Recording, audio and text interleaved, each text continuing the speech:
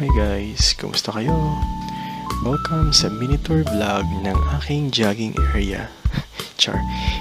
Dito yun sa kung saan ako nagja-jogging everyday. So I just want to share the place where I jog and run here in Tanza, Cavite. Napakaganda din nga dito guys, promise. Ito lang yan mismo sa likod ng Vista Mall, Tanza. It's actually a road, pero konti lang dumadaan na sasakyan. Maraming siklista rin dito. Napaka-peaceful ng lugar. Ang sarap ng simoy ng hangin. Kitang-kita yung napakagandang langit. At ang pinaka-best part is yung sunset. Kitang-kita talaga.